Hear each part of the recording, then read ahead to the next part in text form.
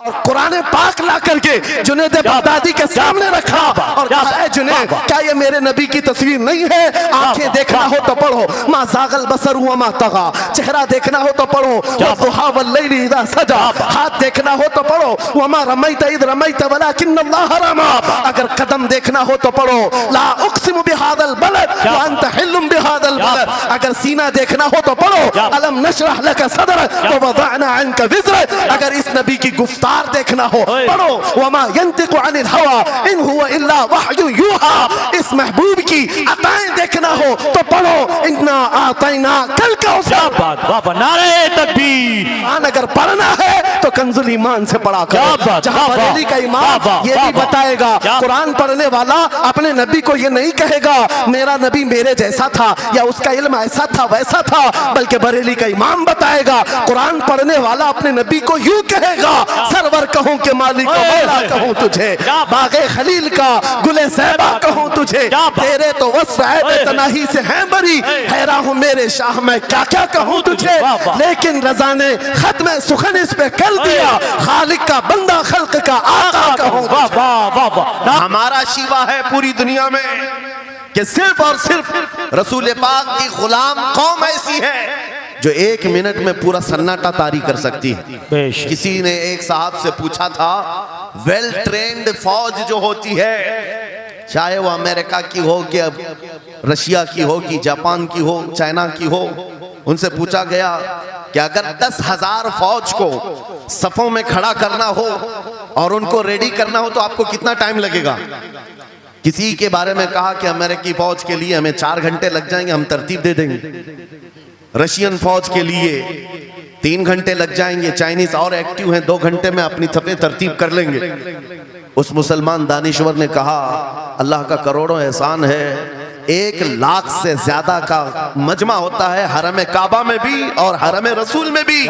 इमाम सिर्फ 1 मिनट में कहता है सफे दुरुस्त कर लो, किसी को डंडा मारने की जरूरत नहीं, सबकी सफे खुद दुरुस्त होती है। ये कौम है जो अपनी सफे खुद दुरुस्त करती है। मस्जिदों में, जुमा में, ईदगाह में जाकर कोई लकड़ी लेकर नहीं फिरता कि अपनी अपनी सफे दुरुस्त कर लो। हर एक को इतना शऊर है कि अपनी सफे कैसे दुरुस्त की जाती है। जब आपको अल्लाह ताला ने ये नेमत अता की है, मस्जिदों में सफे दुरुस्त कर सकते हैं 1 मिनट के अंदर, ईदगाह में 1 मिनट में हमारी सब दुरुस्त हो सकती है। ऐ नौजवानों, दुनिया को ये बताओ, सिर्फ मस्जिद और ईदगाह नहीं, दुनिया के हर मैदान में हम अपनी सफे दुरुस्त कर सकते हैं। सुभान अल्लाह। हर मैदान में हमारी सब दुरुस्त हो सकती है। ये अल्लाह की तरफ से दी हुई बहुत बड़ी नेमत है। बस अब मजमा जो खामोश है और मुतवज्जे है, अब मेरी बात को आगे मैं बढ़ाता हूँ, तवज्जो से सुने। कुरानी उलूम के मुताल्लिक आपके सामने चंद बातें रखूंगा, इसलिए कि मुझे कहा गया बड़ा पढ़ा लिखा मजमा है और मुसलमान के लिए पढ़ा लिखा होना बहुत लाजिम है, इसलिए कि जिहालत इस्लाम का अपोजिट है। जिहालत इस्लाम का अपोजिट है। आपको एक बात मैं बताऊं, जब भी कहा जाता है दौरे इस्लाम, यानी हुजूर सल्लल्लाहु अलैहि वसल्लम की आमद के बाद के हालात को दौरे इस्लाम कहते हैं, उससे पहले वाले जमाने को दौरे जिहालत कहते हैं। जबकि इस्लाम का अपोजिट तो कुफ्र होना चाहिए, कुफ्र होना चाहिए। ये दौरे इस्लाम है और इससे पहले दौरे कुफ्र था। नहीं, दौरे इस्लाम से पहले वाले दौर को दौरे जिहालत कहते हैं, इसलिए कि बताना है इस्लाम और जिहालत 2 अपोजिट चीजें हैं, 2 अपोजिट चीजें हैं। जाहिल हो और मुसलमान हो उसे ज़ेब नहीं देता।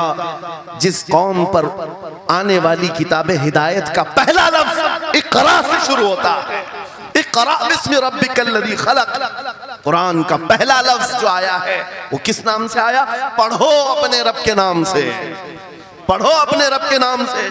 और इल्म नहीं है तो कुछ नहीं है तुम्हारे पास।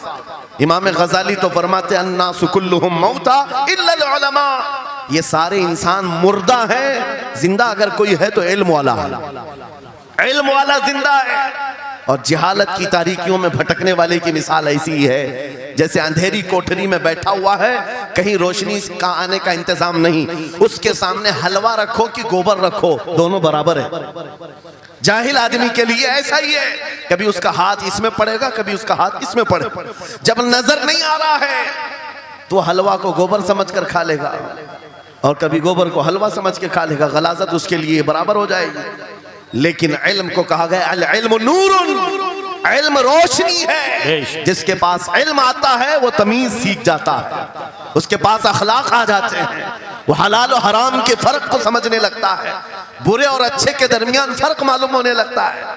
इसीलिए मेरे अजीजों, मुझे बड़ा गर्व है और फख्र है, हमारी ही खानका से आवाज आती है आधी रोटी खाएंगे और बच्चों को पढ़ाएंगे। बेशक, क्यों? बेशक। उस अजीम खानका से आवाज दी गई, क्यों? सिर्फ इसलिए नहीं कि तुम बड़े होकर के डॉक्टर बनोगे, इंजीनियर बनोगे। लोगों की नजर में अब बात यही रह गई है, पढ़ा इसलिए जाता है कि डॉक्टर बनना, इंजीनियर बनना है और कमाना है, बहुत कमाना है। इल्म जो है आज कमर्शियल बना लिया गया। इल्म इसलिए नहीं, इल्म इसलिए हासिल किया जाता है कि बंदा खुदा को पहचाने, बंदा अपनी हकीकत को पहचाने, जिंदगी गुजारने के उसलूब उसे मालूम हो जाए। इल्म इसलिए सिखाया जाता है। बहुत सारे लोग सिर्फ नौकरी के लिए समझते हैं कि इल्म हासिल करना चाहिए, नौकरी के लिए नहीं, अपने अखलाक को बुलंद करने के लिए इल्म आना बहुत जरूरी है। मेरे अजीजों, कुरान अजीम वो हिदायत की किताब तुम्हारे पास आई, इस कौम के लिए अलमिया नहीं है तो और क्या है, जो किताब उलूम का जखीरा है। आज दुनिया उस किताब पर रिसर्च कर करके नए इल्म व फनून हासिल कर रही है। उस किताब को तो हम मुर्दों पर पढ़ने के लिए रखे हैं। वो कुरान अजीम जो हिदायत की किताब और सारे उलूम का सर चश्मा है, उस किताब को कहां पढ़ते हैं? मैयतों पर। किसी का इंतकाल हो गया तो तीजे में पढ़ेंगे, चहलुम में पढ़ेंगे, 9वें में 20वें में पढ़ेंगे। वो ईसाले सवाब के लिए सिर्फ रखा गया। और उससे थोड़ा आगे बढ़ गए तो कसम खाने के लिए कुरान। आओ चलो हम कसम खाते कुरान पे हाथ रख करके, कुरान पे हाथ रख के। मियाँ क्या कुरान कसम खाने की किताब है? कुरान की वो आयत मैंने सबसे पहले पढ़ी, अल्लाह फरमाता ज़ालिकल किताबु ला रैब फीही, ये वो किताब है जिसमें शक की गुंजाइश नहीं, और ये हिदायत है परहेजगारों के लिए।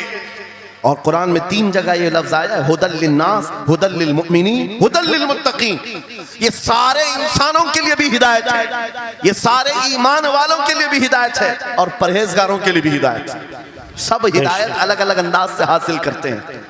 बारिश एक ही है बरसने वाली, जमीनें अलग अलग हैं। बहुत नरम जमीन हो तो वो जमीन बारिश से फायदा ज्यादा उठाती है, और थोड़ी सी ओबड़ खाबड़ जमीन हो तो वहां से फायदा कम आता है। बारिश एक ही है, कुरान बारिश हिदायत है। जिसके दिल की जमीन जितनी नरम होगी उतना वो उससे हिदायत उठाएगा। सुभान अल्लाह, बेशक, उतना उससे फायदा उठाएगा। और आज हालात ये हैं, ऐ नौजवानों अपने दिल पर हाथ रख करके बताओ, कुरान कितने लोगों ने पढ़ा है? कुरान कितने लोगों ने पढ़ा? मैं हाथ नहीं उठवाता, किसी भी बात पर हाथ मत उठाया करो। ना ही झूठे हाथ उठाना है, ना सच्चे हाथ उठाना है, ना ही किसी और को शर्मिंदा करना है। अपने दिल पे हाथ रख करके बताओ कुरान कितनी मर्तबा पढ़ लिया। क्योंकि कुरान पाक, बहुत सारे लोग ये समझते हैं मदरसे में बचपन में एक बार पढ़ लिया तो उसका हदिया हो गया, खत्म हो गया है, अब इसके बाद फिर हमारी मैयत पे ही पढ़ा जाएगा। इसलिए तो कुरान के उलूम से नावाकिफ हो गए। अरे समझना तो दूर की बात, देख करके पढ़ना भी मुश्किल है। आज लोगों का देख कर पढ़ना मुश्किल हो गया कुरान। तुम्हारे पास बहुत सारी किताबें नहीं है, बहुत सारे ग्रंथ नहीं, बहुत सारे वेद नहीं है जिनका शुमार ही नहीं है। तुम्हारे पास ओनली वन, एक किताब कुरान पाक, ऐसी महफूज किताब जिसके बारे में अल्लाह ताला खुद फरमाता है सूरह कमर में, वलक़द यस्सरनल कुरान लिज़िक्रि फ़हल मिन मुद्दकिर। हमने कुरान को याद करने के लिए आसान बनाया है कोई याद करने वाला? 4 बार ये आयत अल्लाह ताला फरमाता है कोई याद करने वाला? अल्लाह जब फरमा रहा है कुरान आसान है तो कौन कहता है ये मुश्किल है? हमने खुद अपने हाथों तबाही को दावत दी है। दर्स कुरान को अगर हमने न भुलाया होता, ये जमाने ने जमाना न दिखाया होता, वो जमाने में मुअज़्ज़ज़ थे मुसलमान होकर, आज हम खार हुए हैं तारीख़ कुरान होकर। आज हम छोड़े बैठे हुए हैं। कुरान अजीम को छोड़कर बैठना कितनी बड़ी गुमराही है। आज हालात ऐसे आ गए कि कुरान को बदलने की बातें होने लग गई। क्यों? तुम उठाते ही नहीं। 26 आयतें निकाल दो, 25 आयतें निकाल दो, इसमें ये बातें उसमें वो बातें हैं। मुसलमान को तो पता भी नहीं है कौन सी आयतों के बारे में ये वावेला मचाया जा रहा है। अरे तुम पढ़ो, तुम्हारे लिए कुरान आया है। ये जितनी भी कॉन्फ्रेंसें हैं मैं समझता हूं इसके बदले हर जगह सुबह व शाम कुरान पढ़ने और पढ़ाने का इंतजाम हो जाए। इस तरह के हजारों जलसों से वो अफजल है। क्योंकि ये मैं नहीं कह रहा हूं, मेरे आका फरमाते हैं खैरुकुम मन तअल्लमल कुरान व अल्लमा, तुम में से सबसे बेहतरीन आदमी वो है जो कुरान सीखे और दूसरे को सिखाए। बेशक बेशक, सबसे बेहतरीन आदमी वो है कुरान को सीखे और दूसरे को सिखाए। आज नौजवानों के अंदर एक बड़ी तादाद मुझे देखने को मिलती है, उनको छोटी छोटी सूरतें भी नहीं मालूम, कुरान देख करके पढ़ना भी नहीं आता। बचपन में हमारे माँ बाप ने हमको सीने से लगा करके कुरान मदरसा भेजने की आदत डाली थी, और जब स्कूल जाते थे तो बस्ता पीछे लगा के जाते थे। पता होगा, स्कूल जाते हैं तो बस्ता पीछे रख के जाते हैं, और कुरान पढ़ने के लिए जाते हैं तो सीने से लगा के जाते हैं। यह हमेशा से एक रीत रिवाज चला, बुजुर्गों का डाला हुआ कि बेटा कुरान हमेशा आगे होगा। लेकिन शऊर आने के बाद तुमने कुरान को पीछे डाल दिया, पीछे को आगे कर दिया। कोई इल्म ऐसा नहीं जो कुरान में मौजूद नहीं, कोई इल्म ऐसा नहीं। वला रतबिन वला याबिसिन इल्ला फी किताबिन मुबीन, मेरा मौला फरमाता है कोई खुश्की और तरी की बात ऐसी नहीं जो हमने कुरान में ना बयान की। वनज़्ज़लना अलैकल कुरान तिबयानन लिकुल्लि शै, रब फरमाता है हमने कुरान में हर चीज का वाज़ेह बयान उतारा है तुम पर। और सैयदना अब्दुल्लाह इब्न अब्बास मुफस्सिरीन के सरदार रसूल पाक सल्लल्लाहु तआला अलैहि वसल्लम के चचेरे भाई हजरत अब्दुल्लाह बिन अब्बास कहते हैं लौ ज़ाअ ली इक़ालु बईरिन लवजदतुहु फी किताबिल्लाह, कहते हैं अगर मेरे ऊंट की नकील की रस्सी भी गुम हो जाए मैं उसको किताबुल्लाह कुरान में ढूंढ लूंगा। क्या बात, वाह वाह वाह वाह, मैं उसको कुरान में ढूंढ लूंगा। उनके पास उलूम कुरान थे। और आप क्या समझते हैं कुरान में क्या नहीं है? साइंस की इजादात को अगर आप लेकर के बैठे, मैंने अपना पूरा बयान रिकॉर्ड किया है 2 साल कबल ही, यहाँ वक्त की किल्लत है, मैं आपके सामने अर्ज करता हूँ। 16वीं सदी के बाद या 18वीं सदी के बाद साइंस की तरक्कियात ने अपना पैर जमाना शुरू किया है इस रुए जमीन पर, जबकि मेरे मुस्तफ़ा करीम सल्लल्लाहु तआला अलैहि वसल्लम की जुबान अक़दस से निकले हुए कलमात जो कुरान में मौजूद हैं, उठाओ और मैं बताता हूँ हर चीज का इल्म कुरान में मौजूद है। जब कोई सोनोग्राफी का इंतजाम नहीं था, ना सीटी स्कैन हो सकता था, ना एक्सरे का कोई इल्म किसी के पास था, उस वक्त कुरान कह रहा है एम्ब्रियोलॉजी के बारे में। क्या बात, एम्ब्रियोलॉजी क्या है? बच्चा पैदा होने की जो उसके नशो नुमा की जो मुद्दत होती है, किस तरह पेट में बच्चे की तख्लीक होती है। कुरान में मौला फरमाता है थुम्मा जअलनाहु नुतफतन फी क़रारिन मकीन थुम्मा खलक़ना नुतफता अलक़तन फ़ख़लक़ना अलक़ता मुदग़तन फ़ख़लक़ना मुदग़ता इज़ामन फ़कसौना इज़ाम लहमा थुम्मा अंशअनाहु ख़ल्क़न आख़र फ़तबारकल्लाहु अहसनुल ख़ालिक़ीन। मौला फरमाता है हमने नुतफे से अलक़ा बनाया। नुतफा क्या है? स्पर्म का वो एक कतरा जो मर्द के जरिए से औरत के रहम में जाता है, उसके बच्चे की थैली में जाता है, एक नुतफा, एक बूंद, जिसको नुतफा कहा गया है। मौला फरमाता है हमने नुतफे से अलका बनाया। अलका किसको कहते हैं? साइंस में पढ़ने वाले अगर स्टूडेंट्स हो तो समझ जाएंगे। अगर कोई मेडिकल साइंस का कोई स्टूडेंट है तो उसे मालूम होना चाहिए एम्ब्रियोलॉजी में चिपचिपा हुआ च्युइंगम जो होता है उसको अलका कहते हैं अरबी में। और आज साइंस ये कहती है कि पहले बाप के नुतफे के एक कतरे से एक छोटा सा खून का टुकड़ा बनता है जो चिपचिपा होता है, फिर उसके बाद एक गोश्त का टुकड़ा होता है, फिर उसके बाद उसमें हड्डियां बनती हैं, फिर उसके बाद उस पर चमड़ियां आती हैं, फिर उसके बाद उसकी आंखें, सारी चीजें बन जाती हैं। ये प्रोसेस है 9 महीने माँ के पेट में, और हर एक के वीक्स गिने हुए हैं। फर्स्ट वीक में क्या होता है, सेकंड वीक में क्या होता है, थर्ड वीक में क्या होता है, एम्ब्रियोलॉजी का पूरा इल्म है। साइंस आज 21वीं सदी में इस एम्ब्रियोलॉजी को तुम्हारे सामने ला रही है। अरबों के उस दौर की बात कर रहा हूं जहां लोगों को घर बनाने का इल्म नहीं था, और कुरान माँ के पेट में पैदा होने वाले बच्चे की तख्लीकात बयान कर रहा है। नारे तकबीर, नारे रिसालत, फैज़ाने कुरान मुक़द्दस, फैज़ाने शेखुल मशाइख, नारे तकबीर, नारे रिसालत। वाह वाह। मशहूर साइंसदान है फ्रैंक प्रेस नाम से, जिसने ये थ्योरी दुनिया को बताई कि अरदियात जमीन के अंदर जो वसात हो रही है, और उसके बाद उसने कहा था, फ्रैंक प्रेस नाम का अंग्रेज मौर्रिख और अंग्रेज साइंसदान ने कहता है जमीन जो है पानी के ऊपर है, और ऐसे ही पानी के ऊपर कोई चादर बिछा दी जाए तो कभी चादर इधर हो सकती है, कभी उधर हो सकती है। इस चादर को मजबूत रखने के लिए इस पर पहाड़ों का होना बहुत जरूरी है। ये 19वीं सदी में फ्रैंक प्रेस कह रहा है और मेरा मौला कुरान में फरमाता है, अल्लाह ताला फरमाता है वल जिबाल औतादा, हमने पहाड़ों को मेख बना करके जमीन पर गाड़ा। क्या बात, वाह वाह, बेशक कि जमीन को हिलने नहीं देते पहाड़। अरदियात का इल्म, एस्ट्रोनॉमी के बारे में, एस्ट्रोलॉजी के बारे में कुरान में मौजूद उलूम आप पढ़ो। जूलॉजी के बारे में, जानवरों के उलूम के बारे में कुरान में पढ़ो। रब ताला परिंदों के उन अशकाल के बारे में बयान फरमा रहा है, ये झुंड के झुंड जाते हैं, जमात की जमात होती हैं। चूंटियों के बारे में पूरी सूरह मौजूद है। इनके खाना तकसीम करने का तरीका क्या है, इनके एक दूसरे को पुकारने का तरीका क्या है, इनमें जब एक चूंटी मर जाती है तो उसको दफनाने का तरीका क्या है। ये कौन बयान कर रहा है? ये कुरान बयान कर रहा है, कुरान पाक बयान कर रहा है। जब तरक्कियात इस कदर आगे आ गई कि मशीनों के सहारे से आज जर्रे को देखा जाता है, परखा जाता है और फिर दुनिया को बताया जाता है ये हमारी तहकीक है, और कुरान उस जमाने में बयान कर रहा है। मेरे अजीजों, एक बात बताता हूँ, 18वें पारे में सूरह नूर में एक आयत आई है, उस आयत के बारे में मैं बताता हूँ बाद में। लेकिन 18वीं सदी में एक साइंसदान जो अमेरिका की सफर पर था, उसने अटलांटिक ओशियन में एक जगह ऐसी देखी जहां पर इतना अंधेरा है कि हाथ निकालो तो भी नजर नहीं आए, सूरज की रोशनी भी नहीं पड़ती। वापस आकर के उसने कहा मैंने एक ऐसी जगह दरियाफ्त की है जहां सूरज की रोशनी ही नहीं पड़ती और अपनी आंखों को कुछ नजर नहीं आता। अगर हाथ निकाल करके देखो, समंदर के बीचों बीच अटलांटिक ओशियन, ये कोई तालाब का नाम नहीं है। ये लंबा सफर तय करके कोई एक जगह को ढूंढ लिया एक साइंसदान और आकर के दुनिया को बता रहा है मैंने एक ऐसी जगह मालूम की जहां पर खूब अंधेरा होता है, हाथ भी नजर नहीं आता। जब वो आकर के बताता है, एक आलिम रब्बानी ने कुरान की आयत पढ़ी, मौला कुरान में फरमाता है इज़ा अखरज यदहु लम यकद यराहा व मन लम यजअलिल्लाहु लहू नूरन फमा लहू मिन नूर।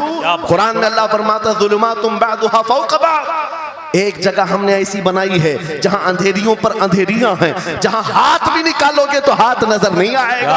कुरान में 1400 साल पहले ये जब बात आई, उस साइंसदान को बताया गया, ये तो अल्लाह ने कुरान में बयान किया है। अब और ताज्जुब की बात क्या है सुनो, वो आया साइंटिस्ट, कहा ये किसकी बयान की हुई किताब है? कहा मोहम्मद रसूलुल्लाह की, मक्का में पैदा हुए, मदीने में जिंदगी गुजारी, आखिर दिन की। उसने कहा मैं उनके बारे में जानना चाहता हूँ, हो सकता है वो समंदरों के बहुत बड़े माहिर थे, वो समंदरी उलूम के बारे में बहुत कुछ जानते थे, उन्होंने जिंदगी का बहुत सारा हिस्सा समंदरों के सफर में गुजारा होगा। उस जमाने में उनको अटलांटिक ओशियन में मौजूद ये अंधेरा कैसे पता चला? ताज्जुब की बात है, हैरत की बात है। जब उस साइंसदान से कहा गया ए अजीज, हकीकी बात तो यह है कि पूरी 63 साल जिंदगी में मेरे आका एक बार भी समंदर के पास नहीं गए, एक बार भी इत्तेफाक नहीं हुआ। तब वो कहता है जो बंदा कभी समंदर के सफर पर गया ही नहीं और वो अटलांटिक ओशियन में मौजूद अंधेरियों की बात करता है तो फिर ये अपने पेट से नहीं, ये अल्लाह की बात कर रहा है। क्या बात, बेशक ये खालिक समंदर की बात कर रहा है जिसने वो अंधेरियां पैदा की। मेरे अजीजों, आपसे मेरा खिताब इसलिए है कि जो ज़ख़ीरे अल्लाह ताला ने हमारी किताब मुक़द्दस में रखे हैं, इसको हल करते करते लोगों के बाल सफ़ेद हो गए और तुम तो अखलाक सीखने के लिए ऐसे लोगों के पास जाते हो जिनको पेशाब करने का तरीका नहीं मालूम। क्या बात, बेशक। कुरान के उलूम क्या कम है तुम्हारे पास?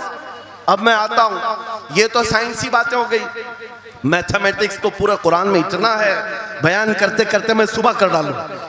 कुरान पाक के अददी एजाजात, कुरान पाक के हिसाब, रियाजी, मैथमेटिक्स के फंडे, बहुत कुछ है। फिजिक्स के बारे में है, ज्योग्राफी के बारे में है, अलजिब्रा के बारे में है, साइंस के बारे में है। ये तमाम उलूम तो एक मिसाल के तौर पर मैं आपके सामने रख रहा हूँ, लेकिन अफसोस मैं उस कौम से बात कर रहा हूँ जिस कौम ने कुरान को छूना भी बंद कर दिया है। जाकर के देखें, आज ही जाकर के देखें, घरों के अंदर तुम्हारे टीवी, फ्रिज और वॉशिंग मशीन तो धूल से साफ होंगे, रोजाना साफ करते होंगे, कुरान को हफ्ते हो गए कभी छुआ भी नहीं, गर्द जमी हुई, धूल लगी हुई है। कुरान के साथ ये नाइंसाफी बंद कर दो, कुरान के साथ ये दोहरा मेयार बंद करो। आपको पता है क़यामत के दिन मेरे आका फरमाते हैं जो दो चीजें जिसकी हिमायत में आ गई उसको जन्नत में जाने से कोई नहीं रोकेगा। और दो चीजें जिसके खिलाफ खड़ी हो गई फिर उसको दोज़ख में जाने से भी कोई नहीं रोक सकता। हुजूर से पूछा गया वो दो चीजें क्या हैं? हुजूर फरमाते हैं जिसकी हिमायत में रमजान और कुरान खड़े हो गए उसका जन्नत में जाना तय हो जाता है। वाह वाह। और जिसके खिलाफ खड़े हो गए रमजान और कुरान, हुजूर फरमाते हैं फिर उसका दोज़ख में जाना तय हो जाता है। अल्लाह अकबर। अल्लाह के रसूल दानाए ग़ुयूब कायनात के सरदार मेरे आका दुआ करते हैं अल्लाहुम्मा जअलिल कुरान हुज्जतन लना ला हुज्जतन अलैना। ये मेरे नबी की दुआ है। आप तवज्जो करें, हुजूर जब ये दुआ कर रहे हैं ऐ अल्लाह कुरान को क़यामत के दिन मेरा हिमायती बना, मेरे खिलाफ ना बना। क्या बात, वाह। साहिब कुरान खुद कह रहे हैं क़यामत के दिन इसको हमारे खिलाफ ना खड़ा कर, कुरान को हमारा हिमायती बना। ऐ लोगों हम कौन सी जिंदगी गुजार रहे हैं आज? बहुत दूर हम आ चुके हैं, बहुत दूर हम आ चुके हैं। आज कुरान की तालीम को भी इतना सस्ता समझा जाता है, इतना सस्ता कि आपके पास अगर बच्चे के पास टाइम हुआ तो मदरसा भेजो, नहीं तो छोड़ो जाए। मदरसों में आने वाले वो बच्चे जिनकी नाक बह रही हो, कपड़े ढंग के ना हो, कारी साहब और हाफिज साहब खुद ही उसको साफ भी करें, खुद ही पढ़ा करके भी भेजे। क्या तुम अपने वक्त की मशहूर कॉन्वेंट स्कूल में भी इसी तरह अपने बच्चों को भेजते हो? वहां पर गैर हाजिरी से कितना डरते हो, अपनी छुट्टियां तर्क कर देते हो, रिश्तेदारों से मिलना बंद कर देते हो। नहीं, बच्चे की स्कूल छूट सकती है, लेकिन कुरान के साथ कैसा दोहरा सलूक है, कुरान के साथ कैसा मेयार है, आपको मैं बताता हूँ। इमाम हमारे सिराजुल उम्मा इमाम आजम अबू हनीफा रज़ी अल्लाह ताला अन्हु अपने बेटे को जिस कारी कुरान के पास पढ़ने के लिए भेजा करते थे, कारी साहब ने इमाम आजम के बच्चे को पूरा कुरान पढ़ा दिया।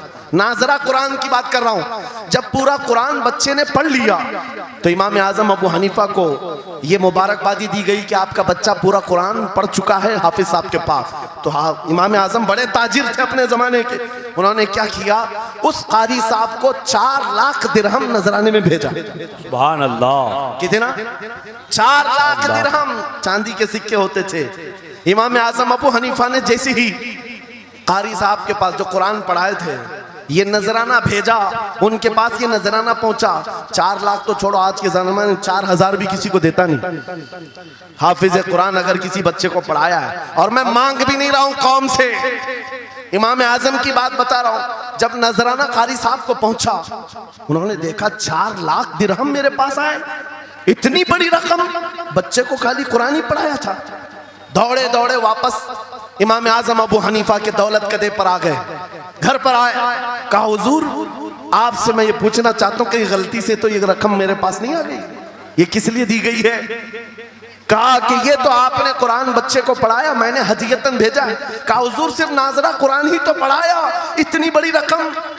इमाम आजम अबू हनीफा ने कहा कारी साहब आज चले जाओ, और अपने बेटे को बुलाया, इधर आ बेटा, कल से इस हाफिज के पास पढ़ने के लिए तू हरगिज नहीं जाएगा, कल से इसके पास तू इल्म हासिल करने नहीं जाएगा। बच्चे ने पूछा हुजूर क्या हो गया? कहा जो बंदा मेरे 4 लाख दिरहम को कुरान से बड़ा समझता है, मैं उसके पास अपने बेटे को नहीं पढ़ा सकता। मैंने तो कुरान का एक हर्फ की कीमत नहीं अदा की, उसने कुरान के ऊपर मेरी रकम को समझ लिया। आज हमने कुरान को कहां समझ लिया है? वो इमाम आजम अबू हनीफा फरमाते हैं जो कुरान से ज्यादा माल को अहमियत देता है उसके पास बच्चों को पढ़ाओ भी मत, ना पढ़ाओ। अजीजा ने गिरामी वक़ार, हमारा ये दोहरा सलूक, हमारा ये दोहरा मेयार कुरान के साथ जो हमारी नाइंसाफी है, हमें अखलाकी पस्ती में लाकर खड़ा कर चुकी है, अखलाकी पस्ती में लाकर खड़ा कर चुकी है। अरे हम देख रहे हैं आयरा गैरा नत्तू खेरा हमें सिखाने आ रहा है, बढ़ाने आ रहा है कि तुम्हें डेवलपमेंट के बहुत सारी चीजें बताई जाती हैं कि तुम्हारी पर्सनालिटी डेवलपमेंट क्या होती है। अलीगढ़ वाले तो नौजवान बहुत सारे जो स्टूडेंट्स हैं जानते होंगे, बीए कर लिया, एमए कर लिया, बीकॉम कर लिया, या कुछ भी कर लिया, डिग्री हासिल कर लिया। बड़ी बड़ी कंपनियां आज पूछती हैं कि इसके पास पर्सनालिटी डेवलपमेंट है या नहीं। ये क्या है पर्सनालिटी डेवलपमेंट? कुछ बड़े बड़े शहरों के नौजवान हमारे पास आए थे, कहा हम कोर्स कर रहे हैं। कहा मैंने पूछा इसमें होता क्या है? कहा इसमें सिखाया जाता है बैठना कैसा है, लोगों से मिलना कैसे है, खाने के लिए बैठे तो चम्मच कहाँ रखना है, बर्तन कहाँ रखना है, लोगों से हैंडशेक कैसे करना है, ये सारी चीज़ें सिखाई जाती हैं। मैं नौजवानों से पूछा कि अच्छा कितने महीने का, कहीं 6 महीने का, कहीं साल भर का। कहा अफसोस है उस कौम पर जिसका रसूल आया था ये कहते हुए, बुइस्तु लिउतम्मिम मकारिमल अखलाक, मैं सबसे बुलंद अखलाक सिखाने के लिए दुनिया में आया हूँ। उस रसूल की उम्मत आज ऐसे लोगों के पास अखलाक सीखने जा रही है जिसको हलाल और हराम की तमीज नहीं, जिसको खड़े होकर पेशाब करने में फख्र लगता हो, उसके पास तो ये अखलाक सीखने जा रहे हैं, पर्सनैलिटी डेवलपमेंट सीखने जा रहे हैं। और मैं तुम्हें बताता हूँ कुरानी अखलाक क्या है। मौला करीम ने अपने हबीब को जो बयान किया है, सूरह लुकमान उठाओ, बाप अपने बेटे को नसीहत क्या क्या करता है, अगर 3 आयतें भी पढ़ लो तुम्हारी जिंदगी सुधर जाएगी। लुकमान हकीम अपने बेटे से कहते हैं, या बुनय्या अक़िमिस सलात वअमुर बिल मारूफ वन्हा अनिल मुनकर वस्बिर अला मा असाबक, ऐ बेटा नमाज पढ़ा कर, बुराइयों से बचा कर, अच्छाइयों की बात कर, जो मुसीबत आए उस पर सब्र कर। ये सिर्फ जुमले नहीं है, ये जुमले नहीं है। लुकमान हकीम ने अपने बेटे को जो डराया था, कुरान कहता है, या बुनय्या इन्नहा इन तकु मिस्काल हब्बतिन मिन खरदलिन फतकुन फी सखरतिन औ फी समाई औ फिल अर्दी याति बिहल्लाह। आज हर बाप को चाहिए कि ये नसीहत अपने बेटे को करे। क्या बात, हर बाप अपने बच्चे को ये बात बताए, सुनो क्या। लुकमान कहते हैं, बेटा बुराई अगर तूने कर लिया, ये मत समझना कि मैं रात के अंधेरे में छुप कर लिया। आज तुम्हारे हाथ में मोबाइल गुनाहों का अड्डा बन करके आया है। सिर्फ एक टच स्क्रीन पर सारी दुनिया तुम्हारे सामने नंगी नाचती हुई नजर आती है। कितने नौजवानों ने अपने अखलाक का कत्ल कर लिया है, उनकी आंखें हया से नापाक हो गई हैं। कितने लोगों ने अपना नूर ईमान बेच दिया मोबाइल की स्क्रीन पर चलने वाली इन बेहया तस्वीरों पर। कितने तो फरेफ्ता हो गए, कितने जवानी बर्बाद कर चुके। तुम क्या समझते हो मेरे अजीजों, एक जवान ने मुझे बताया था, रात के वक्त मैं तन्हा मोबाइल लेकर बैठा था, अचानक पर्दा हिला तो डर लगा, जल्दी से स्क्रीन ऑफ किया, बैठा। मुझे लगा माँ आई होगी, बाप आया हो, कोई आया होगा, लेकिन कोई नहीं। पर्दा हिला, एक बिल्ली आई थी, इससे भी डर लग गया। मैंने कहा पर्दे के हिलने से इतना डर है कि कोई आ जाए, तेरा ईमान कहाँ गया। वो मौला कहता है, यअलमु खाइनतल अयुनि वमा तुख्फी सुदूर, वो रब तुम्हारे दिलों में गुजरने वाले हालात को भी देख रहा है, बेशक तुम्हारी आंखों की खयानत को भी वो देख रहा है। जब तुम्हारा यकीन ही खत्म हो गया तो क्या करोगे। इसीलिए अरबी का मशहूर मकौला है, इदा लम तस्तही फफअल मा शिअत वस्ना मा शिअत। जब तुम्हारे अंदर से हया निकल जाए तो जो चाहे करो, जो चाहे कर लो। आज लुकमान हकीम की वो बात मैं पेश कर रहा था, आयत मुकम्मल करता हूँ। बाप अपने बेटे से कहता है, अगर बुराई कर लिया तूने, अगर बेहयाई हो गई, ये मत समझ के बहुत छुप करके किया। आज से 4000 साल पहले लुकमान हकीम कह रहे हैं अपने बेटे से, अगर बुराई तो आसमानों में जाकर करेगा, या पहाड़ के अंदर घुस कर करे, या जमीन के अंदर जाकर करे, कहीं पर भी कर ले। जबकि ये तीनों चीजें उनके जमाने में नहीं थी। न पहाड़ों के अंदर जाकर के करने का तसव्वुर, न जमीनों के अंदर जाने का, न आसमानों में उड़ने का तसव्वुर। ये सब आज के दौर में मुमकिन है। और लुकमान हकीम कहते हैं, अगर तू इन सब जगहों पर जाकर कहीं पर भी करेगा, याति बिहल्लाह, अल्लाह वो तेरे सामने लेके आएगा। बेशक वमन यअमल मिस्काल ज़र्रतिन खैरन यरा वमन यअमल मिस्काल ज़र्रतिन शर्रन यरा। तुम अगर राई के दाने के बराबर भी नेकी करो, अल्लाह वो तुम्हें दिखाएगा। राई के दाने के बराबर भी बुराई करो, अल्लाह तुम्हें दिखाएगा। अखलाक सीखने के लिए दूसरी जगह जाते हो, अगर ये फार्मूला किसी को याद हो जाए, मैं कहता हूं सारे सीसीटीवी कैमरे बंद हो जाए। इस बंदे को कोई बहका नहीं सकता, जिसके दिल में सिर्फ इतना ख्याल है कि मेरा मौला मुझे देख रहा है, बेशक बेशक मेरा रब मुझे देख रहा है। उसकी निगरानी के लिए किसी कैमरे की जरूरत नहीं, किसी सीसीटीवी की जरूरत नहीं। अजीजा ने गिरामी वक़ार, बच्चों के दिलों में अखलाक बाद में आएंगे, अल्लाह का खौफ उनके दिल में डालो। अल्लाह देख रहा है, एक दिन तुम्हें हाजिर होना है, सब लाया जाएगा, सब लाया जाएगा। जो कुछ किया था, जो कुछ कहा था, सब लाया जाएगा। लुकमान हकीम ने अपने बेटे को अखलाक सिखाया। क्या सिखाया? वक़्सिद फी मशीका वग़दुद मिन सौतिका इन अनकरल अस्वाति लसौतुल हमीर। चलना हो तो मियाना अंदाज में चलो, ऐसे नहीं कि अकड़ कर चलना है या झुक कर चलना है। एतदाल के साथ चलो और आवाज को नरम रखा करो। बेशक कुरान कहता है सबसे बुरी आवाज गधे की आवाज है। लोग आज चिल्लाते हैं, एक दूसरे को ठट्टे मारते रहते हैं। ये महफिलों के आदाब भी नहीं, ना ही तुम्हारे अखलाक हैं। इसीलिए शेख सादी ने फरमाया है, तामर्द सुखन न गुफ्ता बाशत ऐबो हुनरश न हुफ्ता बाशत। जब तक आदमी बात नहीं करता उसकी अच्छाइयां भी मालूम नहीं होती, उसकी बुराइयां भी नहीं मालूम होती। बेशक जब बात करता है तो पता चल जाता है इसके अखलाक कैसे हैं। बात करता है तो समझ में आ जाता है कौन सी कैटेगरी का है। इसलिए अपनी जुबान को ऐसी रखो कि दुनिया तुम्हें आला नस्ल का समझ सके। बात करो तो तमीज के साथ, चीख पुकार करना, एक दूसरे को इस तरह से बात करना नौजवानों में आज आम हो गया। कुरान कहता है अपनी आवाजों को पस्त करो। एक और बात रब फरमाता है, वला तुसइर खद्दक लिन्नास, लोगों को से मुंह मोड़ करके बात मत करना।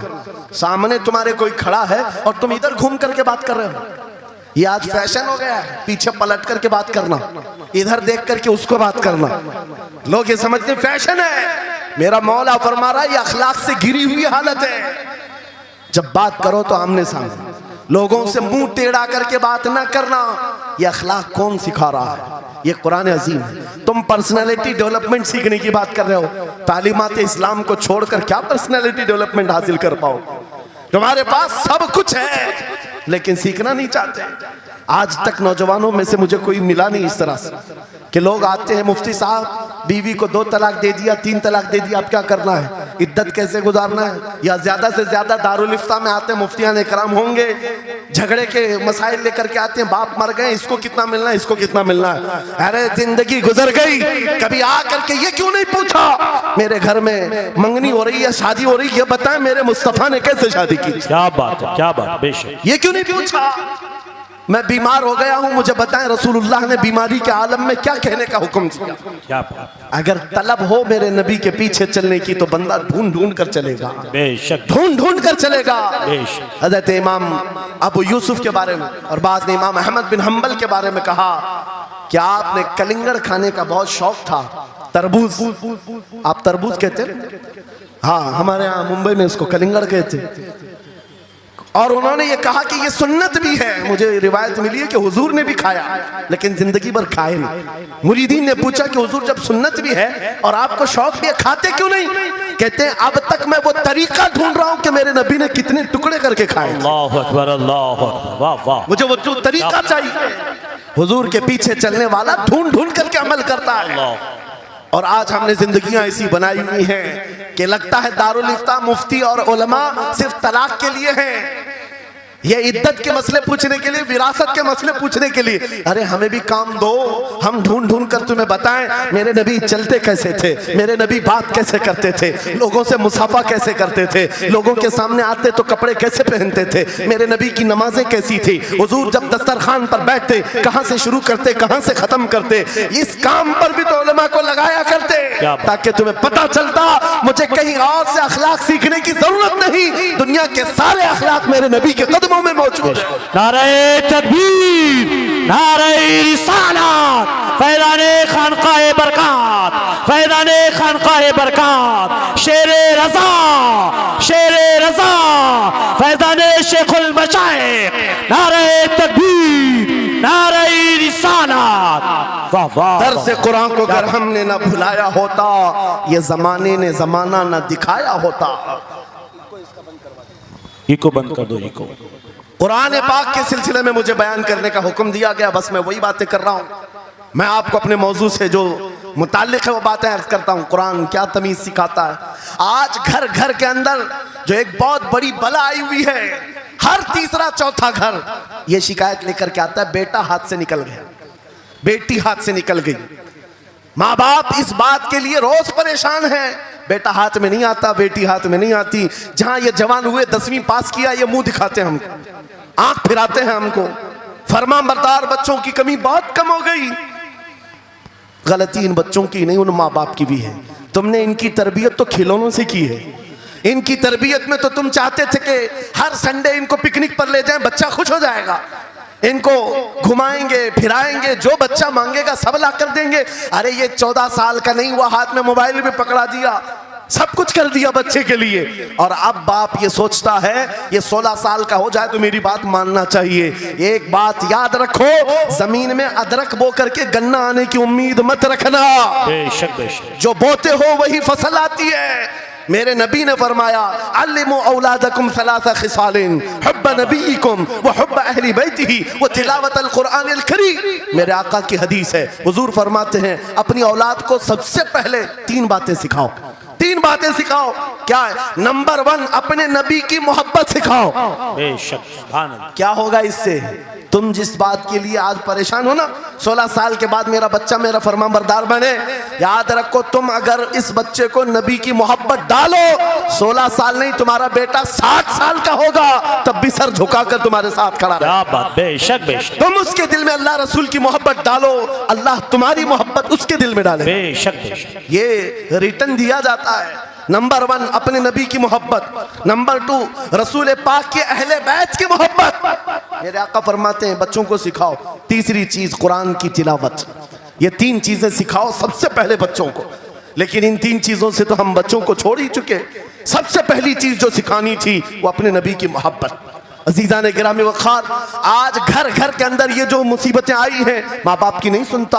माँ बाप अगर जवान लोग अभी शादी कर रहे हैं तो अभी से तय कर लो बच्चा होगा, ये ख्वाब नहीं देखेंगे पहले इसको क्या बनाना है। तुम अगर अल्लाह उसके रसूल की मोहब्बत डालने की ख्वाब लेकर उस बच्चे की तरबियत करो, इंशाल्लाह वो डॉक्टर भी बनेगा, इंजीनियर भी बनेगा, प्रोफेसर भी बनेगा, लेकिन साथ में आशिक रसूल भी बने। सुभान अल्लाह सुभान। और जहां ये दौलत लेकर के खड़ा होगा, इश्क रसूल की दौलत लेकर खड़ा होगा, और प्रोफेसर भी हो जाए, डॉक्टर भी हो जाए, कुछ भी हो जाए। देखो मशाइख मारा जिनके वालिदैन ने उनकी तरबियत की, उनको दुनियावी उलूम का माहिर तो बनाया है, लेकिन आज तक आपने देखा कॉलेज में पढ़ाने वाला प्रोफेसर लाखों मुरीदीन की दस्तगीरी भी कर रहा हो और उनकी शरीयत और तरीकत को बयान भी कर रहा हो। नारे तकबीर, नारे रिसालत, फैज़ाने हसनुल उलमा, फैज़ाने हसनुल उलमा। तालीम के लिए, वाह वाह वाह, तालीमात इस्लाम के लिए ये घराना आइडियल है।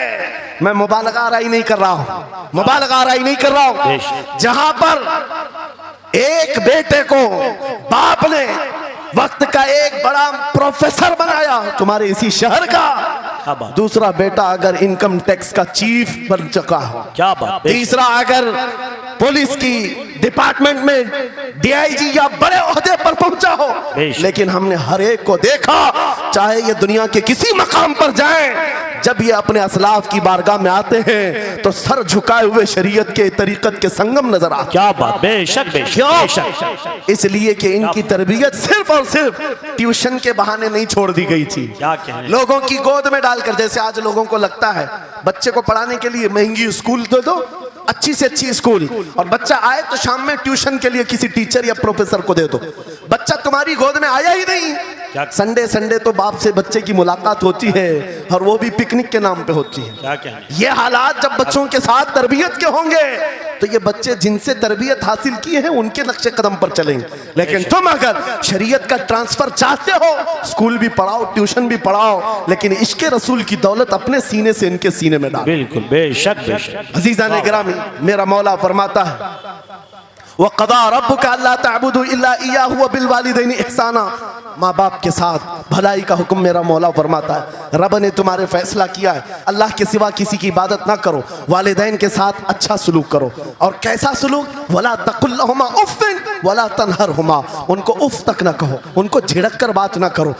नौजवानों याद रखो, जिस दिन तुमने अपनी माँ या अपने बाप को उल्टा जवाब देना शुरू किया, उस दिन से तुम पर रिज्क के दरवाजे बंद हो जाते हैं, बरकत के दरवाजे बंद हो जाते हैं। और ये तो बड़ी बात है, हजरत मौलाना रोम फरमाते हैं, माँ या बाप बच्चे को बात करने में जिस दिन डरने लग जाए, पता नहीं मेरा बेटा क्या समझेगा बोलूं, जिस दिन वो तुमसे बात करने में डरने लग जाए, समझ लो दुनिया का सबसे बुरा दिन तुम्हारा शुरू हो चुका है। अल्लाहु अकबर। शुरू हो चुका है। होना तो ये चाहिए कि तुम्हारी जवानी नहीं, तुम्हारी उम्र बीतने को आ गई, अगर माँ बाप को अल्लाह ने सलामत रखा, चाहे वो बूढ़े बिस्तर मर्ज पर हो, उस वक्त भी अदब के बाजू फैलाए हुए हो, अदब के बाजू। आपको पता है सहाबा इकराम बैठे, मेरे आका सल्लल्लाहु अलैहि वसल्लम, एक खातून आई, रसूल खड़े हो गए, अपनी चादर बिछाया, उस खातून को बिठाया। सहाबा कहते हैं हमने एक खातून को, आई हुई खातून को इतना अदब करते हुए रसूलुल्लाह को पहली बार देख रहे थे। वो खातून आई, बैठी, मुस्कुराई, बातें की और चली गई। सहाबा ने पूछा या रसूल अल्लाह, इस खातून का अदब क्या है? मेरे आका फरमाते हैं ये मेरी दाई, मेरी दूध पिलाने वाली माँ हलीमा सादिया क्या बात, वाह वाह। पैदा हुए नहीं, दूध पिलाई हुई माँ का यह अदब मेरे नबी ने सिखाया। ये अखलाक कुरान के हैं मेरे अजीजों, कुरान के हैं। याद रखो नौजवानों, इन बूढ़े माँ बाप को आज जितने लोगों ने तरसाया है और उन्हें घुट घुट कर जीने पर मजबूर किया है, वो आज की रात तौबा करके जाएं, तौबा करके जाएं, मुसाफा करें, उनके हाथ चूमें। ये तुमसे क्या तमन्ना रखते हैं? बस इतनी कि तुम अपने पैरों पे खड़े हो जाओ, ढंग का कमाना सीख जाओ। नौजवान को इनका डांटना बुरा लगने लगता है। माँ बार बार चिल्लाती है, बाप बार बार डांटता है, घर छोड़कर भाग गया, फिर उसके बाद याद रखो अल्लाह ताला ऐसे जूतों पर तुम्हें डाल देता है जो तुम्हारी हैसियत के भी नहीं होते, कमतर लोग तुम्हें हाँकते रहते हैं। इससे बेहतर है हमें पैदा की हुई माँ, हमें दूध पिलाई हुई माँ अगर डांटती है, कोसती है, मारती है, ये नेमत है। बेशक। एक नौजवान के बारे में मैं अक्सर कहा करता, हमारे साउथ का था, बड़ा बिगड़ा हुआ। माँ मेरे पास आई थी, कह रही थी इसको समझा ले, मैं बेवा हूं, मैं बेवा हूं, इसका बाप बचपन में मर गया, ये बच्चा 2 साल का था, मेरा शोहर मर गया, मैं घरों की पतेलियां मांझ मांझ करके इस बच्चे को बड़ा की हूं, लेकिन आज ये औबाश बन गया है। बदमाशों की दोस्ती। मैंने उस नौजवान को बुलाया था, अपने करीब किया, समझाया, अल्लाह ने उसको समझ दे दी। वो लड़का थोड़ा बहुत सीधे रास्ते पर आया और बेंगलुरु गया था कमाने के लिए। मैंने कहा नौकरी कर, तेरी माँ कुछ नहीं चाहती, वो जिंदगी तो गुजार चुकी, अपने हाथों से कमाई है, बस ये चाहती है कि तेरी कमाई का एक लुकमा खा ले। ऐ नौजवान, क्या अपनी माँ को इतना भी सुख नहीं देना चाहता? गया था कमाने के लिए। मेरे अजीजों, आज भी वो मौजूद है, आज भी है। वो कमाया, महीना भर गुजरा था या 2 महीने, अपनी तनख्वाह लेकर के वतन वापस आया। अपने घर के पास जिस दिन वो पहुंचा था, घर के बाहर बहुत भीड़ जमी थी। लोगों से पूछा उसने तो पता चला उसकी माँ आज ही सुबह इंतकाल की। अल्लाहु अकबर। वो पैसों की गड्डी ला करके जो कमाया था 1 महीने 2 महीने की तनख्वाह माँ के कदमों में रख दिया। बहुत रोया। ये बात मैं तकरीरों में इसलिए कहता हूँ, उसने कई बार कहा मुफ्ती साहब नौजवानों को सिर्फ इतनी बात कहें, मैं इस अजाब में रोज मरता हूँ। मेरी माँ जिंदगी भर लोगों के जूठे मांझ करके मुझे खिलाती रही और मैं एक लुकमा मेरी माँ को खिला ना सका। जिस दिन मैं लाया था पैसे, ये तो दुनिया से चल पड़ी। मुझे आज रोज इस बात का गम सताता है। आप नौजवानों से खिताब करते हैं, कम से कम इनसे कह दें कि तुम्हारे माँ बाप जिंदा हैं, होश में आ जाओ, अपने हाथों से उनको खिला तो सको, उनके हाथ पकड़कर चला तो सको। इसलिए कि दुनिया की अजीम नेमत है, जिसका बाप जिंदा है, जिसकी माँ जिंदा है, उसके हक में वो दुआ कर लें। मेरे आका फरमाते हैं नबियों की दुआ उम्मत के बराबर जो होती है, वो बाप की दुआ बेटे के बराबर होती है।